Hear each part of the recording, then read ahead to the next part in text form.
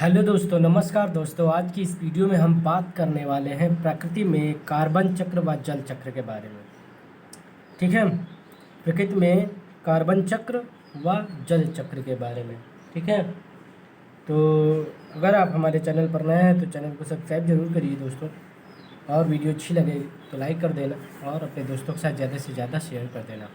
ठीक है, तो आज हम इस वीडियो में बात करेंगे प्रकृति में कार्बन चक्र व जल चक्र के बारे में, जो कि बहुत ही इम्पोर्टेंट है।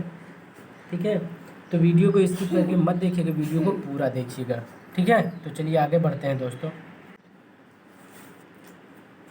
पर्यावरण में विभिन्न अजैविक व जैविक घटक, मैंने आपको पिछली वीडियो में, ठीक है, पिछली वीडियो में मैंने आपको सतत विकास के बारे में बताया था।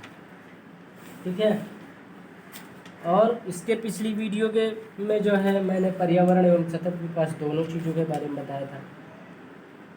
तो जैविक और अजैविक मैंने बताया था। तो वो जैविक संघटक और अजैविक संघटक थे। ठीक है, और यहाँ पर जो बात हो रही है प्रकृति में कार्बन चक्र व जल चक्र के बारे में, तो यहाँ पर जैविक और अजैविक घटक है। क्या है? घटक। तो ध्यान से सुनिएगा। ठीक है, दोहराएंगे तो वीडियो बड़ी हो जाएगी, इसलिए ध्यान से सुनते रहिएगा और समझाते चलेंगे एक साथ में। ठीक है, तो पर्यावरण जो है वो विभिन्न अजैविक व जैविक घटकों से मिलकर बना है, और ये घटक जो हैं, जैविक घटक और अजैविक घटक, ये घटक आपस में अंतःक्रिया करते हैं, और सामान्यतया यह अंतःक्रिया एक चक्रीय स्वरूप में होती है। क्या होती है? एक चक्रीय स्वरूप में होती है। अर्थात मतलब ये कि तत्वों का चक्रण एक रूप से दूसरे रूप में रहता है। ठीक है, मतलब एक रूप से दूसरे रूप में होता रहता है। ठीक है, और ये चक्रण जो है वो प्रकृति में कार्बन चक्र, जल चक्र इत्यादि के रूप में दिखाई देता है। ठीक है, किसके किसके रूप में? कार्बन चक्र और जल चक्र इत्यादि के रूप में दिखाई देता है। ठीक है, बात करेंगे दूसरे पॉइंट की। तो दूसरे पॉइंट में क्या बताया गया कि जो पृथ्वी है, क्या, जो हमारी पृथ्वी है, पृथ्वी के कार्बन चक्र में, पृथ्वी के कार्बन चक्र में कार्बनिक पदार्थों के अपघटन से, पृथ्वी है, पृथ्वी के कार्बन चक्र में कार्बनिक पदार्थों के अपघटन से, अपघटन होता है। ठीक है, तो पदार्थों, जो कार्बनिक पदार्थ हैं, इन पदार्थों के अपघटन से जीवधारियों द्वारा, किनके द्वारा? जीवधारियों द्वारा श्वसन प्रक्रिया से, ज्वालामुखी प्रक्रियाओं से, जीवाश्म ईंधनों के दहन, ठीक है, इतनी सारी चीजें इत्यादि से कार्बन डाइऑक्साइड पहुंचती है। ठीक है, आगे बढ़ते हैं और थर्ड पॉइंट पे बात करेंगे। जो स्वपोषित पौधे हैं, मतलब स्वयं पोषित हैं। ठीक है, जो स्वपोषित पौधे हैं, तो स्वपोषित पौधे प्रकाश संश्लेषण की क्रिया द्वारा, ध्यान से सुनते रहिएगा, बहुत ही इंपॉर्टेंट लाइनें हैं। जो प्रकाश स्वपोषित पौधे हैं वो प्रकाश संश्लेषण की क्रिया द्वारा कार्बोहाइड्रेट्स के निर्माण में वायुमंडलीय कार्बन डाइऑक्साइड ग्रहण करते हैं। समझ गए? वायुमंडलीय कार्बन डाइऑक्साइड ग्रहण करते हैं। अब आगे बात करेंगे। तो कार्बन चक्र वायुमंडल में कार्बन तत्व का संतुलन बनाए रखते हैं। समझ गए? कार्बन चक्र वायुमंडल में कार्बन तत्व का संतुलन बनाए रखता है। ठीक है, तो आगे बढ़ते हैं। अब आगे बात करें तो कार्बन जो है, जो कार्बन होता है, ये कार्बन पृथ्वी पर बहुत सारी अवस्थाओं में पाया जाता है। जो कार्बन है, ये कार्बन जो है पृथ्वी पर अपने, ठीक है, इस पृथ्वी पर, धरती पर बहुत सारी अवस्थाओं में पाया जाता है कार्बन, ठीक है। तो ये अपने मूल रूप में ग्रेफाइट एवं हीरा में पाया जाता है। कहाँ कहाँ पाया जाता है? मूल रूप में ग्रेफाइट एवं हीरा में पाया जाता है, ठीक है। अगर हम बात करें यौगिक के रूप में, ठीक है, तो यौगिक के रूप में जो वायुमंडल है, वायुमंडल में कार्बन डाइऑक्साइड के रूप में, किसके रूप में? CO2, मतलब कार्बन डाइऑक्साइड के रूप में कार्बोनेट और हाइड्रोजन, कार्बोनेट और हाइड्रोजन कार्बोनेट के रूप में पाया जाता है। समझ गए? मतलब ये कह रहे हैं कि यौगिक के रूप में जो है वायुमंडल में कार्बन डाइऑक्साइड के रूप में कार्बोनेट और हाइड्रोजन कार्बोनेट के रूप में पाया जाता है। और बात करें तो विभिन्न प्रकार के खनिजों में भी कार्बन पाया जाता है। वेरी इंपॉर्टेंट लाइन है, तैयार कर लेना ये लाइन। विभिन्न प्रकार के खनिजों में भी कार्बन पाया जाता है, ठीक है। जल की तरह जो है कार्बन का भी विभिन्न भौतिक एवं जैविक क्रियाओं के द्वारा पुनर्चक्रण होता रहता है। तो देखा जाए तो, ठीक है, क्या होता है? पुनर्चक्रण होता रहता है। और वहीं अगर देखें दूसरी ओर, तो जल चक्र में सौर विकिरण की सबसे महत्वपूर्ण भूमिका है। किसकी? जल चक्र में सौर विकिरण की। समझ गए? जल चक्र में सौर विकिरण की सबसे महत्वपूर्ण भूमिका है। समझ गए? और सौर विकिरण जल चक्र को चालित करता है। कौन? सौर विकिरण जो है वो जल चक्र को चालित करता है और जल का वाष्पीकरण भी करता है और वायुमंडल में नमी, वर्षा की मात्रा का निर्धारण करती है।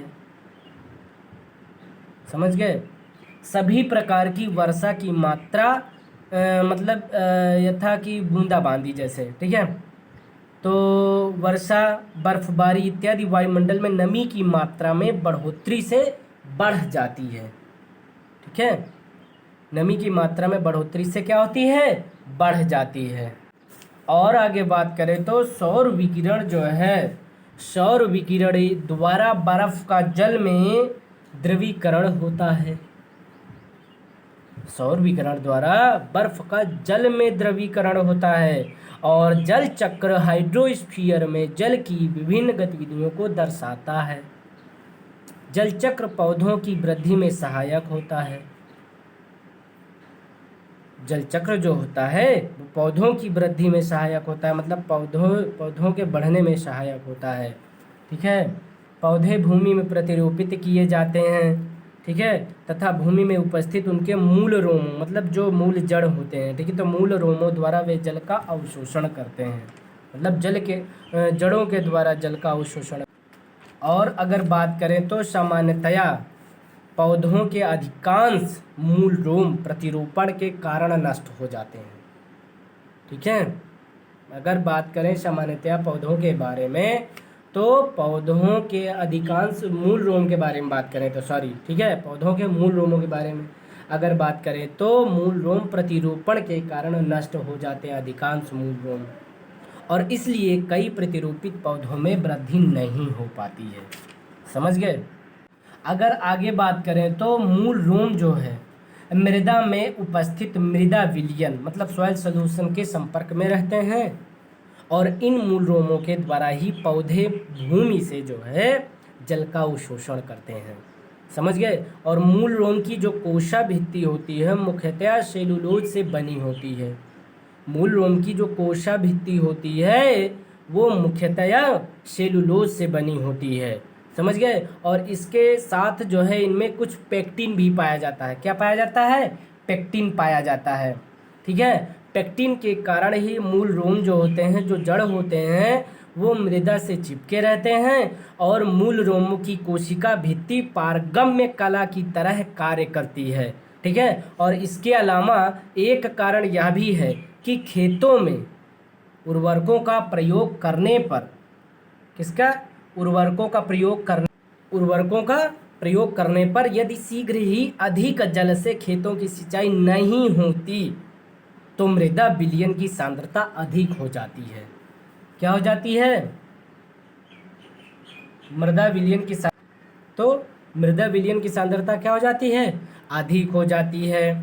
तो इससे क्या होता है, जड़ जो होते हैं, जड़ के मूल रोमों द्वारा जो है जल अवशोषण कठिन हो जाता है।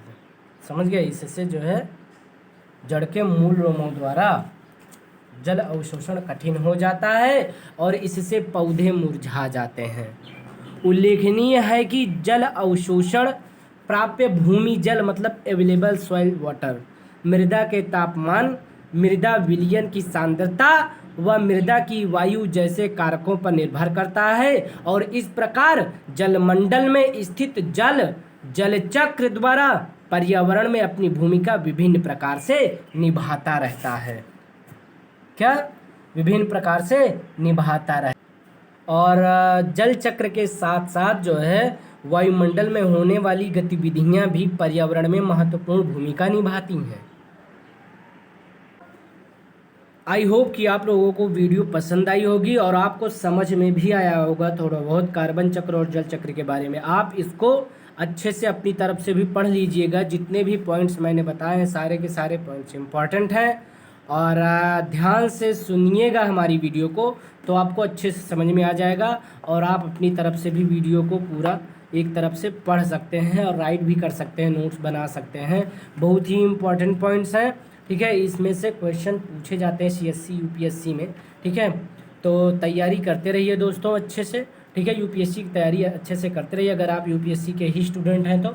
ठीक है, और अगर अदर कंपटीशन की एग्ज़ाम की तैयारी अगर आप कर रहे हैं तो तैयारी करते रहिए और हमारे चैनल को अभी तक आपने सब्सक्राइब नहीं किया तो सब्सक्राइब कर लीजिए। कंपटीशन से रिलेटेड कंपटीशन एग्ज़ाम से रिलेटेड जो है वीडियोज आपको मिलते रहेंगे इस चैनल पर। ठीक है, और तैयारी करते रहिए। ऑल द बेस्ट दोस्तों। और आप लोग सक्सेस होंगे लेकिन आप मेहनत करिए। ठीक है, तैयारी करते रहिए साथ में और जो है रिजल्ट की चिंता मत करिए, आप तैयारी करते रहिए, फॉर्म फिल करते रहिए और इसके बाद जो है आप अच्छे से अगर तैयारी करेंगे तो पेपर ज़रूर से ज़रूर जो है आपका अच्छा होगा और अगर पेपर अच्छा होगा तो फिर आपका जो है सिलेक्शन पक्का है। ठीक है, तो आप अगर अच्छे से तैयारी करेंगे तभी पेपर निकल पाएगा। ठीक है, तो इसलिए दोस्तों मैं ये कह रहा हूँ कि आप अच्छे से तैयारी करिए स्ट्रांगली। ठीक है, उसमें फिर बिल्कुल जो है लापरवाही मत करिए। ठीक है, तो तैयारी करते रहिए कंटिन्यू। और अगर अभी तक हमारे चैनल को आपने सब्सक्राइब नहीं किया तो सब्सक्राइब कर लीजिएगा और वीडियो अच्छी लगे तो लाइक कर देना और अपने दोस्तों के साथ ज़्यादा से ज़्यादा शेयर कर देना। धन्यवाद दोस्तों। हम नेक्स्ट वीडियो में इंपॉर्टेंट वीडियो लेकर आएंगे, तब तक के लिए धन्यवाद।